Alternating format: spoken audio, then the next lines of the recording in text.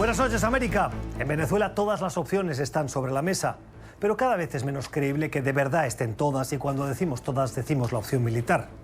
Lo que en un principio fue un intento de Estados Unidos de amenaza se ha convertido en un problema, tanto que ha provocado el rechazo explícito de los países del Grupo de Lima, de la Unión Europea, de legisladores en el Capitolio o incluso del mismo enviado especial para Venezuela del Departamento de Estado, Elliot Abrams. La diplomacia estadounidense está haciendo lo que tiene que hacer, buscando esas soluciones pacíficas a la crisis. La última, que conocemos con pocos detalles, es la propuesta a España de acoger uno o varios ministros de Nicolás Maduro que pudieran abandonar el país en una hipotética deserción del régimen. Lo confirmó el ministro de Asuntos Exteriores español, Josep Borrell, quien señaló que ha mantenido conversaciones sobre este tema con el secretario de Estado y el asesor de Seguridad Nacional de Donald Trump. Los medios de comunicación han especulado con nombres como el del titular venezolano de Defensa, Vladimir Padrino López. España, como la Unión Europea, se siente incómodo colaborando con Estados Unidos en Venezuela porque siente que con tanta amenaza militar puede estar siendo utilizada como una pieza de esa estrategia con la que amaga Washington cada 2 por 3. Este es uno de los precios que está pagando ya la diplomacia estadounidense: perder aliados por la pérdida de confianza. Dice hoy El País que si España se plantea prestar ayuda, lo hará directamente o en concertación con la Unión Europea, no como intermediaria de una estrategia estadounidense. ¿Qué ayuda? Se desconoce el detalle, pero ¿se imaginan que después de tanto sufrimiento y con una Venezuela como está hoy, destrozada, arrasada, esquilmada y plagada de corrupción e inseguridad, que los responsables de ese desastre, de esas constantes violaciones de derechos humanos, como Padrino López, acabaran paseando por las calles de cualquier ciudad española con los bolsillos llenos y disfrutando de la calidad de vida que ellos han privado a generaciones enteras de venezolanos? Sin duda hay que buscar una salida para los responsables de lo que hoy sucede en Venezuela. Pero, con sinceridad, me cuesta imaginar que después de todo, el destino sea la libertad de las calles de Madrid. Son las 8 en Bogotá, Lima, Quito, son las 9 en la costa este de Estados Unidos y las 10 en Buenos Aires y Santiago. Y esto es Poder Latino. Bienvenidos.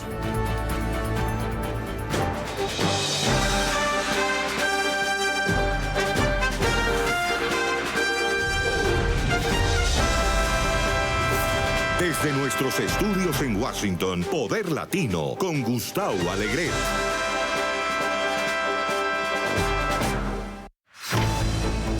Tiempo para las noticias con pie de página, para poner algunas notas al margen de cuestiones de la actualidad. Y como si de un déjà vu se tratara, volvemos a hablar de la pena de muerte en Estados Unidos. Es ese tipo de noticias que cada cierto tiempo vuelven a ocupar la atención de los medios. En esta ocasión, pero, no es porque se vaya a aplicar esa pena de muerte. Todo lo contrario. El gobernador de California ha anunciado que va a firmar una ley que implica la moratoria de la pena de muerte en el estado. En el estado que hoy tiene 737 reos condenados a pena de muerte y que muchos de ellos tenían que empezar a recibir ese castigo capital, en los próximos meses. El gobernador ha citado diversos motivos. Es un proceso caro, es inmoral, es injusto, es desproporcionadamente injusto con las minorías, discriminatorio podríamos decir. Piensen que de los 737 reos condenados a pena de muerte, esto convierte a California en el estado, si lo comparamos con otros países del hemisferio occidental, el más alto, con una lista de gente que espera la aplicación de esa pena capital. Vamos a conversar con Maritza Pérez, es experta del sistema judicial del Centro para el Progreso de Estados Unidos. Señora Pérez, gracias por estar con nosotros. Bienvenida. Dice el gobernador de California que es discriminatorio con las minorías y cita particularmente las personas de color y se refiere a los afroamericanos y a los latinos. ¿Qué pasa con esa discriminación? Bueno, lo que vimos en California es lo que vemos en realidad alrededor de todos los Estados Unidos. Es que personas de color son desproporcionalmente encarceladas en los Estados Unidos, por ejemplo. Aproximadamente el 30% de la población es de color o latina, pero si ves en la población encarcelada es más de 60%. Y ves lo mismo en California. De hecho, la mayoría de personas en California que están sentenciadas a muerte son de color, y más preocupante que eso es el hecho de que las personas que matan a blancos están sentenciadas a muerte más que las que matan a personas de color o latinos. Esto pasa en todo el sistema, así que es una gran decisión y con suerte otros estados sigan el ejemplo de California. ¿Qué porcentaje de los estadounidenses apoya hoy la pena de muerte? Yo no sé cuáles son las tasas en esto, pero creo que sería interesante hacer una encuesta en esto. No creo que el país tenga la conversación, haya tenido la conversación que se debe sobre la pena de muerte. Creo que la última vez que hubo una gran conversación fue en los 70s, cuando esto en realidad era parte del discurso público, pero no hemos hablado de esto desde entonces. Hay mucha energía en la reforma criminal y creo que es una gran pregunta que debe preguntarse al público, porque esto debe ser parte del discurso de la reforma criminal. La decisión del gobernador ha sorprendido a muchos. Los ciudadanos de California votaron recientemente a favor de la pena de muerte y en el año, si no estoy mal, 2016, votaron a favor de la Proposición 66, que lo que hacía era acelerar precisamente la aplicación de esas penas capitales. ¿Por qué cree que el gobernador toma ese riesgo político? La decisión del gobernador fue basada en varios hechos, así que el primer hecho es que cuesta más mantener la pena de muerte, porque tienes que pensar en el costo de la litigación, con el juez litigando un proceso de pena de muerte, y esto era algo que él quería monitorear. Pero también el hecho es que el sistema es irracionalmente discriminatorio. Estudios dicen que las personas de color tienen sentencias más largas y duras, incluso que personas que cometieron crímenes pero son blancas. Así que creo que el gobernador estaba actuando por un tema moral, pero también viendo los hechos del sistema.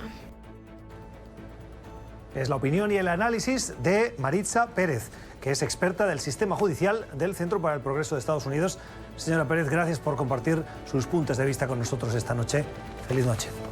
Otras cuestiones de la actualidad. La política de tolerancia cero del presidente Trump tiene largos tentáculos y en las últimas horas hemos conocido un nuevo capítulo que tal vez no es tan directo con los inmigrantes dentro de Estados Unidos, con los inmigrantes irregulares, pero sí que puede tener consecuencias. Miren, ha decidido que va a suprimir una serie de servicios que a través del sistema diplomático y consular que ofrece Estados Unidos en todo el mundo, los beneficiarios van a tener más problemas para poder beneficiarse de esos servicios. ¿De qué estamos hablando? De servicios como estos: asistencia logística a los ciudadanos estadounidenses, a los residentes permanentes legales y refugiados que buscan traer a familiares a Estados Unidos, personas que han sido perseguidas y que desean reasentarse en los Estados Unidos, estadounidenses que adoptan niños internacionalmente y miembros de las Fuerzas Armadas y sus familias que solicitan la ciudadanía. Esa limitación de esos servicios se va a notar porque, primero, no va a ser tan fácil acceder a ellos, y la manera de la que lo va a conseguir es cerrando algunas sedes consulares que Estados Unidos tiene, que tiene muchas, en el mundo en general, fuera de las fronteras estadounidenses. Mercedes Cano es abogada y es abogada de inmigración y por lo tanto conoce bien el impacto de esta medida. ¿Qué pasará a partir de ahora, señora Cano? Gracias por estar con nosotros. ¿Quién va a hacer ese trabajo?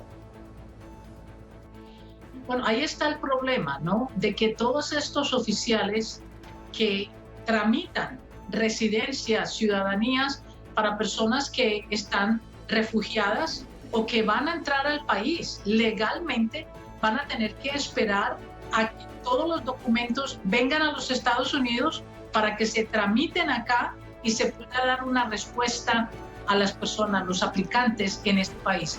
Va a haber una demora muchísima más grande de la que existe ya. Dice la administración estadounidense que lo que necesita es reforzar el personal que atiende las solicitudes de asilo en la frontera, particularmente en la frontera sur. Y por lo tanto, esto de alguna manera se va a ver reflejado en la disminución de ese personal en el exterior para reforzarlo en esos casos de gente que está pidiendo esos casos de asilo en la frontera. Pero parecería una contradicción porque desincentivaría a la gente a solicitar el asilo en los puntos de los países y no en la frontera. Claro, es un problema porque realmente estos oficiales mudarlos a la frontera del sur no hace sentido, porque la frontera del sur ya tiene suficiente personal para poder tramitar los asilos que las personas están pidiendo. Pero las personas que están fuera de los Estados Unidos ya están, muchas de ellas, calificadas para el proceso de entrada. El problema de la gente que está fuera del país puede ser que sea la esposa de un soldado, puede ser que sea la madre de una persona que es ciudadana americana que está tratando de entrar a los Estados Unidos legalmente y que la ley le permite que esa persona emigre a los Estados Unidos. Entonces se está castigando a las personas que realmente ya están en un canal de poder entrar por sus residencias. Los asilos en el sur, en la frontera con México, realmente se tienen bajo control. Mudar 240, creo que son los personales que se tienen a la frontera, no hace mucho sentido. Realmente porque aquí hay muchos oficiales que se pueden mover dentro del país o se puede contratar persona temporal para que simplemente empiece a entrevistar o a llenar formularios, si eso es lo que se va a necesitar. Va a ser un desastre, honestamente. ¿Sabemos el efecto que va a tener esto en los países de este hemisferio, de América Latina? Va a tener un efecto todavía más de problemas, porque cuando la persona está emigrando a los Estados Unidos, tiene que sacarle huellas digitales, tiene que haber una entrevista, se tiene que someter un documento. Y en los países de América Latina no necesariamente se puede tener el equipo que se pueda conjugar con el equipo de los Estados Unidos. Entonces estamos viendo unas esperas todavía más largas, inclusive para pedir simplemente una visa de turista. Lo veo bien problemático esta situación. Son las explicaciones de Mercedes Cano, que es abogada experta en cuestiones migratorias. Señora Cano, gracias como siempre por estar con nosotros, por ayudarnos a comprender un poco más la actualidad. Feliz noche. La voz de los expertos en estas noticias a las que les queremos poner algunos pies de página, profundizar un poco más en ellas. ¿Y usted qué opina? ¿Qué le parecen estas noticias, las decisiones en California o de la administración Trump? @PoderLatinoNTN. Nos gusta mucho leerles. Ya regresamos y vamos a hablar de la ciudad de Medellín. Su alcalde está en Washington. Le hemos invitado al programa y recientemente tomó una decisión muy simbólica: echar abajo el edificio donde vivió Pablo Escobar. Le preguntamos por qué y el impacto que tiene. Tiempo para la entrevista, para conversar hoy sobre una de las ciudades más pujantes y que más atrae de Colombia, la ciudad de Medellín. Su alcalde, Federico Gutiérrez, nos acompaña hoy en Poder Latino. Está de visita en Washington. Alcalde Gutiérrez, gracias por estar con nosotros. Bienvenido. Gustavo, muchas gracias. Un abrazo. Oiga, hace pocas semanas usted tomó una decisión que muchos creen que tenía que haberse tomado antes. Es la de derribar un edificio que se llamaba Mónaco. Y tomó la decisión porque en ese edificio fue donde vivió un narcotraficante famoso, por desgracia, que se llama Pablo Escobar. ¿Por qué fue necesario acabar con un edificio entero para dar un paso más en el olvido de esa figura de ese narcotraficante? En realidad no fue una decisión de hace pocas semanas, fue una decisión de hace más de 3 años, cuando asumo el gobierno en Medellín como alcalde el 1 de enero del 2016. Y voy a explicarle de la siguiente forma. Mira, entre 1983 y 1994, que fue la época más dura de la violencia en nuestra ciudad, la época del narcoterrorismo, se presentaron 46.612 muertes violentas, solo en Medellín, sin contar otras épocas o posteriores o previas o sin contar otras ciudades. Lo peor que dejó la mafia en nuestra sociedad fue que tergiversó todos los valores. La discreción la convirtió en opulencia, el trabajo duro, honesto y honrado lo convirtió en dinero fácil, y lo peor que hizo fue que le quitó el valor a la vida y en su lugar le puso un precio a cada vida. Cuando llego a la alcaldía y veo que este edificio está en ruinas, pues yo entiendo que son ruinas las que caen, y no para borrar la historia, sino para contarla más, pero desde el lado de las víctimas y no de los victimarios. Y tomé la decisión de demoler este edificio que estaba en ruinas para construir allí un parque en honor a las víctimas. El 22 de febrero demolimos el edificio, pero la gracia o el tema de fondo no es cómo cae un edificio, son 3 segundos que dura la demolición de un edificio. Lo importante es lo que construimos a partir de ese momento, que es construir un parque memorial a favor de las víctimas de la violencia, que la gente conozca la historia de las víctimas. Para mí son los verdaderos héroes y las leyendas de la historia, y no como nos lo muestran en la ficción a través de las series, como si los narcotraficantes de la época fueran las verdaderas leyendas y héroes. No lo son, ellos son los victimarios. Toca muchos temas. Le pregunto directamente por esas teleseries. Hablemos particularmente, y pongámosle el nombre, que es la mejor manera de que la gente nos entienda. Narcos, sí, que es probablemente el buque insignia de toda una serie de colecciones de televisión que han contribuido a reexplicar esa historia. ¿Qué sensación le queda cuando usted ve Narcos? Si es que la ha visto, porque puede que no la haya querido ver. Sí, que si uno no cuenta la historia, la cuentan por uno. Y eso es lo que realmente termina ocurriendo. Y el problema no es que se muestre cómo fueron esas épocas. El problema es cómo desde la ficción, especialmente a las nuevas generaciones, se les da la idea de que las leyendas y los héroes de toda esa época perversa terminaron siendo los victimarios. Y yo pregunto, muchos sectores de la juventud hoy conocen quién fue Pablo Escobar, quién era Popeye, pero pocas personas saben quién era Valdemar Franklin Quintero, comandante de la policía de Antioquia, de la policía asesinado por el cartel de Medellín, además que le decían el incorruptible. ¿Por qué no contar esas historias, pero desde el lado de Valdemar Franklin Quintero? ¿Por qué no contar esas historias del lado de un periodista como Guillermo Cano, director del Espectador, asesinado por estas mafias, porque comenzó a denunciar, y como lo hacen ustedes como periodistas, a contar la verdad?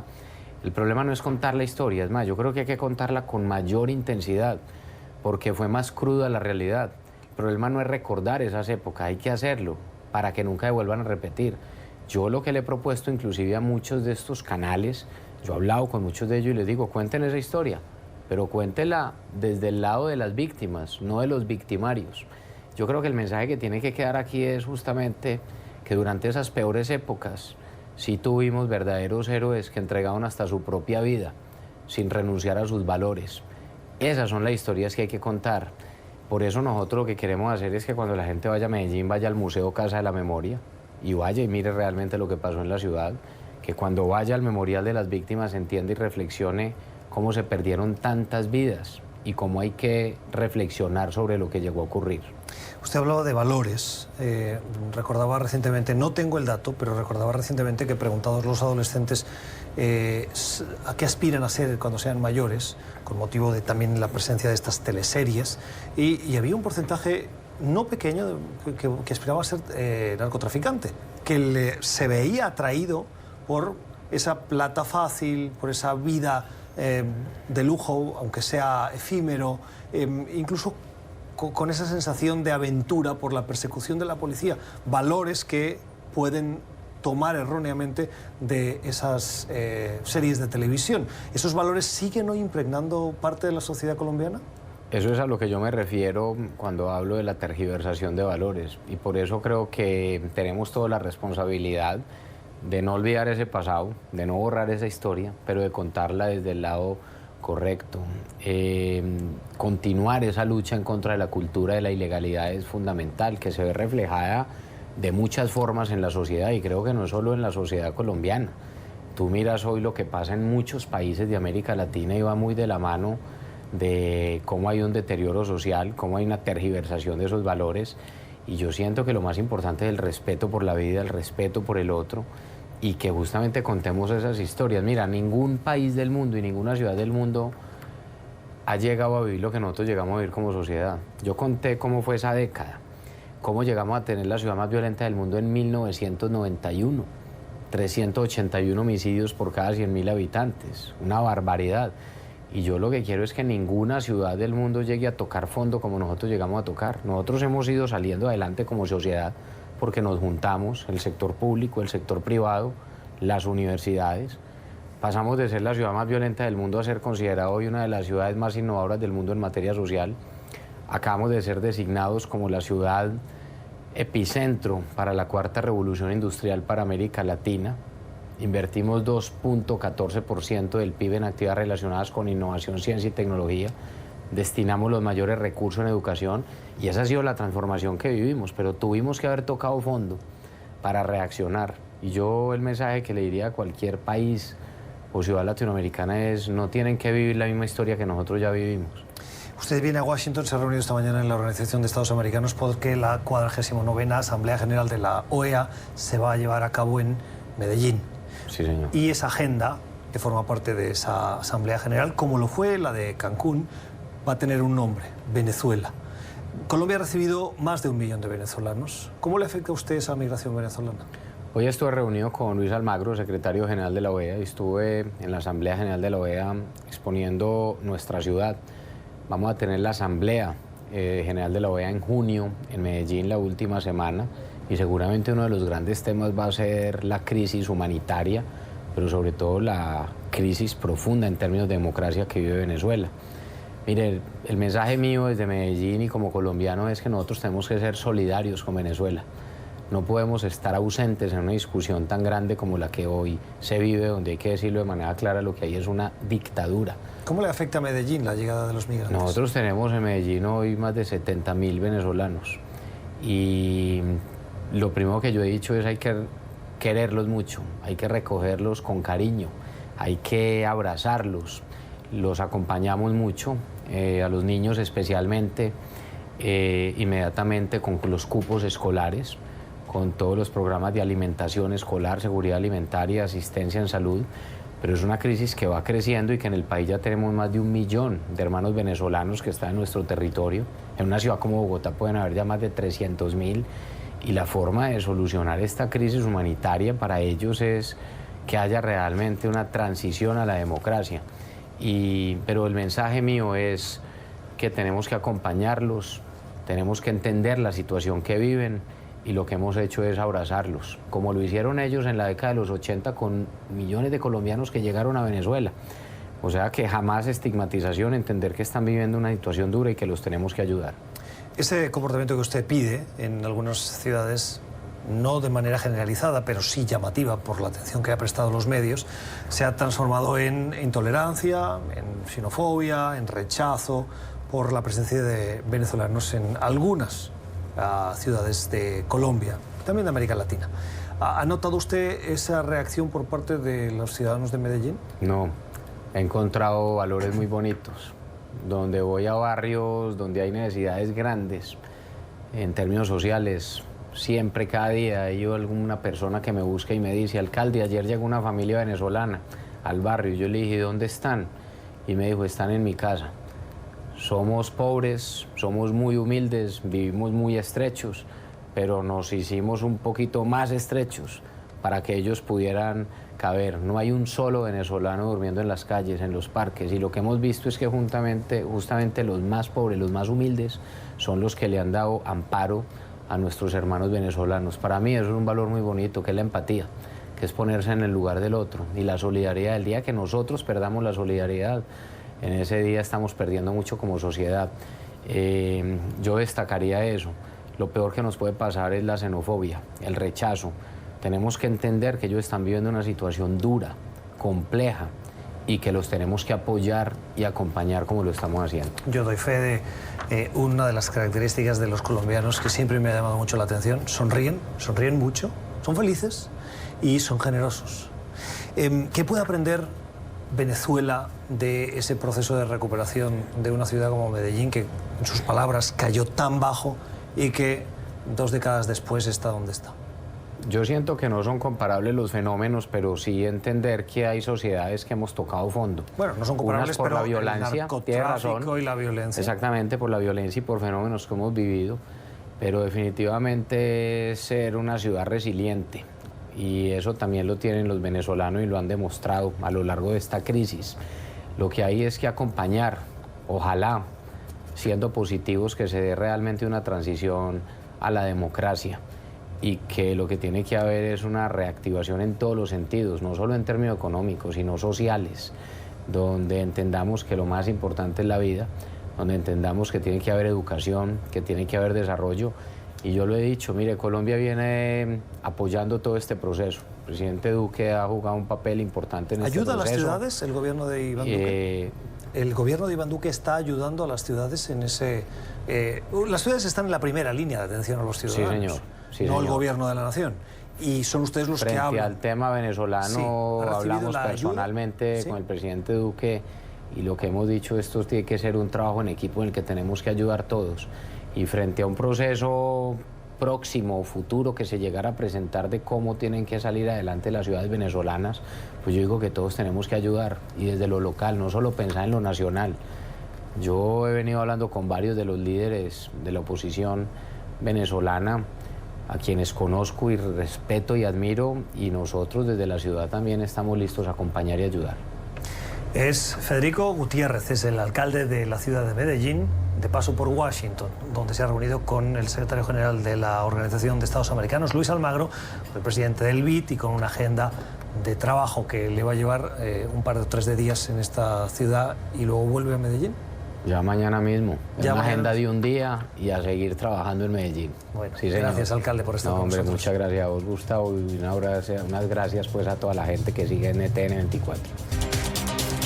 Tiempo para la entrevista para profundizar en otras cuestiones de la actualidad. Al principio del programa hablábamos con cierta sorpresa de esa propuesta que ha hecho la Casa Blanca a la diplomacia española para apoyar en la crisis venezolana.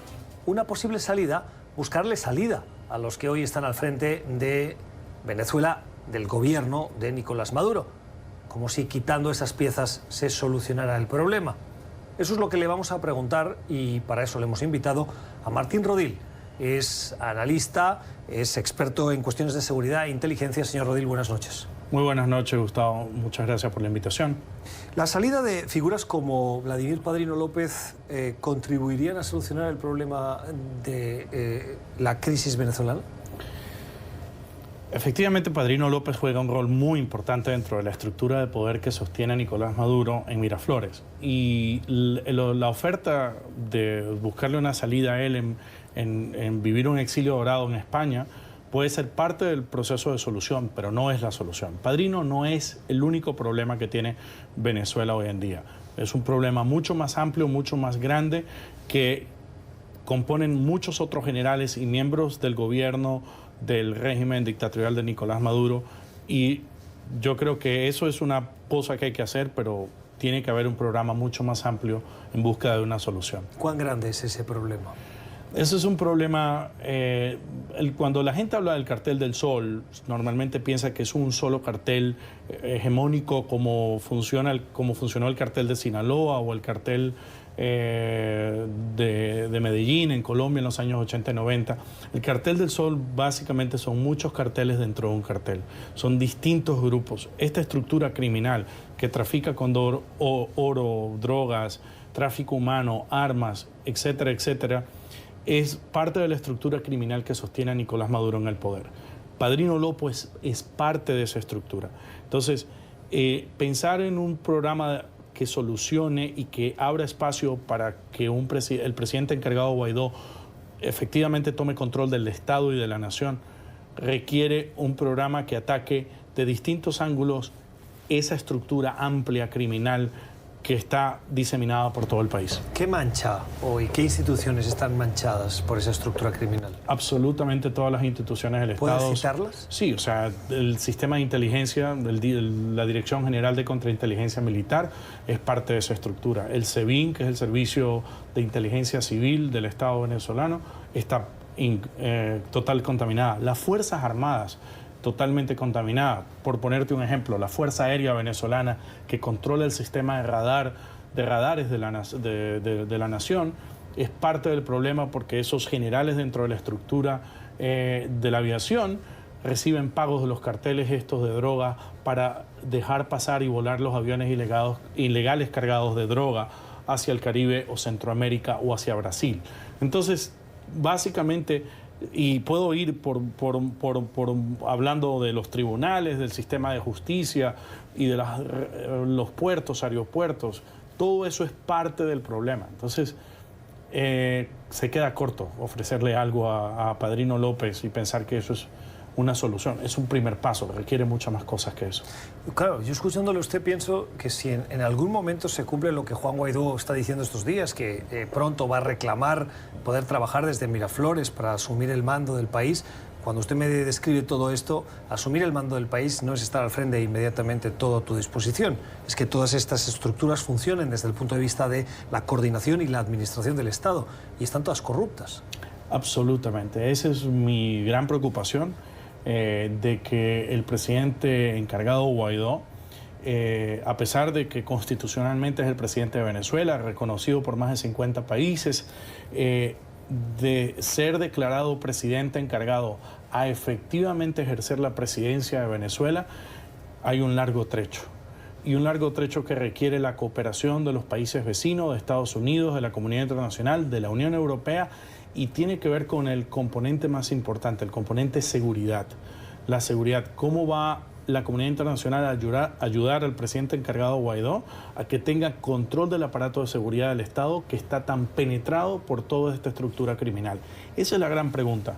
¿Sirve de algo frente a ese panorama que usted describe, esa ley de amnistía que Guaidó publicitó ampliamente y pidió a los ciudadanos que divulgasen para conseguir adhesiones a su causa? Mira, desde que esa ley de amnistía fue publicada, ofertada por el presidente encargado Guaidó, ¿cuántos militares venezolanos han pasado de bando? De apoyar al dictador Maduro a apoyar al presidente encargado Guaidó. No más de 600, 700 militares de un universo de 120.000 efectivos militares que hay en Venezuela. Probablemente eso es menor al 1%. Eso es suficiente para saber que después de un mes de eso, esa oferta de amnistía, por cierto, dentro de esa oferta de amnistía, ningún miembro de la cúpula del chavismo ha buscado cobijo en ella aún. Eso básicamente lo que me dice a mí como observador es que no es suficiente, que la oferta no es suficientemente atractiva como para ellos tomar el riesgo y cambiarse de bando. Y eso me lleva a mí a pensar de que la comunidad internacional que está apoyando al presidente encargado Guaidó y a su equipo requiere de mayor creatividad y de mayor asertividad a la hora de poder ofrecer salidas a esta crisis. Yo no creo que con una simple oferta de amnistía va a ser suficiente para que pillos como Padrino López o Néstor Reverol, que es el ministro del Interior que tiene una acusación formal en una corte federal de Nueva York por tráfico de droga, pueda buscar una salida. Además de que hay una gran contradicción. Pedirle a unos criminales que están declarados internacionalmente criminales que resuelvan el problema es una contradicción per se. Lamentablemente yo creo que se van a requerir mayores esfuerzos. Hay un tema que es tabú en la comunidad internacional, que es la intervención militar, pero yo creo que al final del día de eso es que estamos hablando como solución final a este problema. ¿Se va a lograr? No lo sé. Pero la intervención militar aislaría a Estados Unidos, rompería el Grupo de Lima, alejaría a la Unión Europea y volvería a crear un precedente de intervención militar estadounidense en la región que los recientes del siglo XX que conocemos han pasado a la historia como capítulos negros de la diplomacia estadounidense.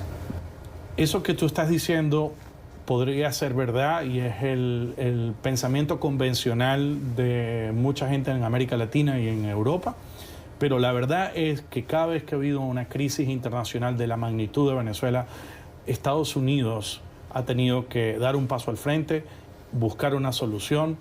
Normalmente siempre son criticados cuando lo hacen y también son criticados cuando no intervienen. Entonces yo creo que aquí se requiere dejar la hipocresía a un lado de mucha gente en América Latina que le encanta criticar a Estados Unidos porque interviene, pero cuando hay una crisis ninguno de ellos quiere intervenir en solucionarla.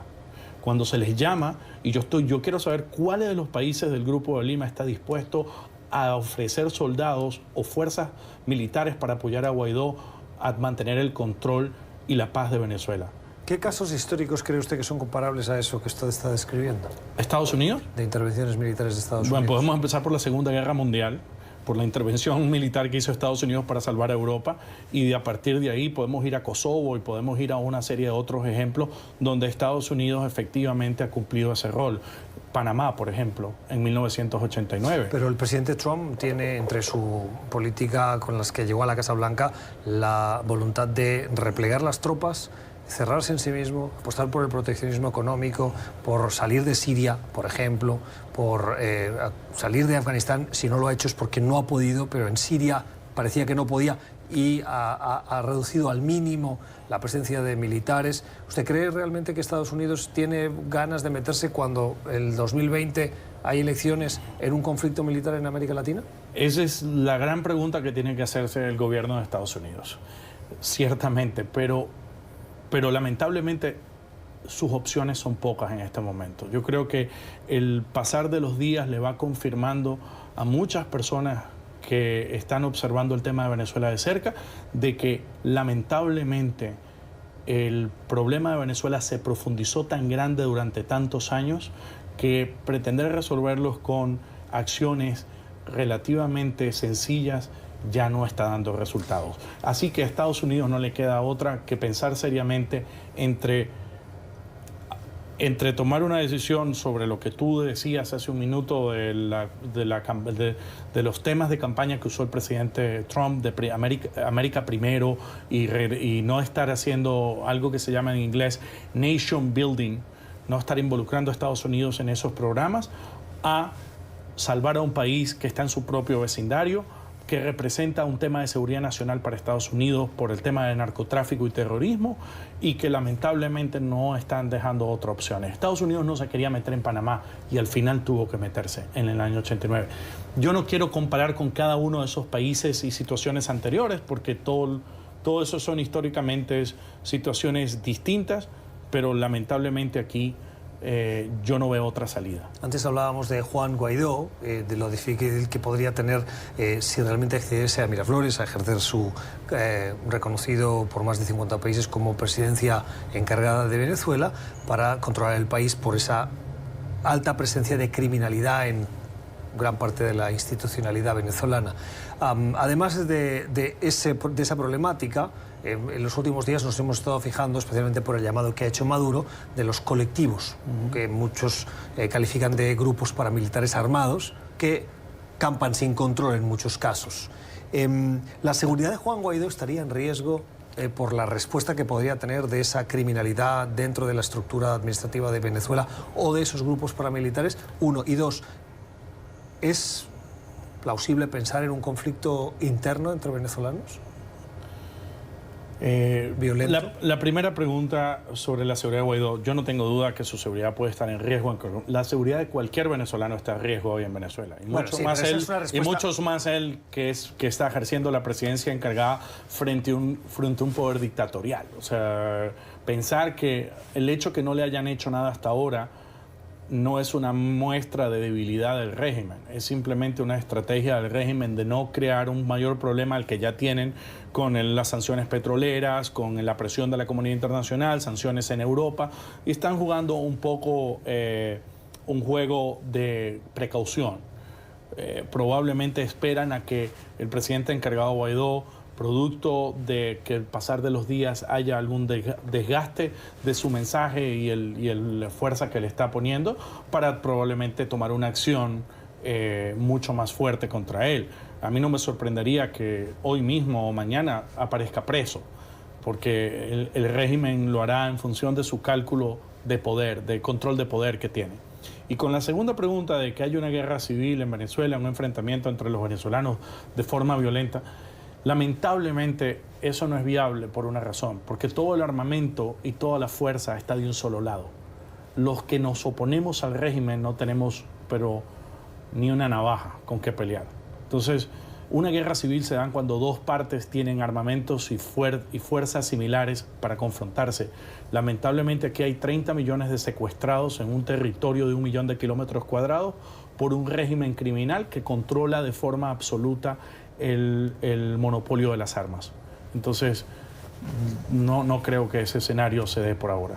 ¿Está usted de acuerdo, como experto y consultor en cuestiones de inteligencia, que las dos grandes patas que aguantan hoy a Maduro son las Fuerzas Armadas y la inteligencia cubana?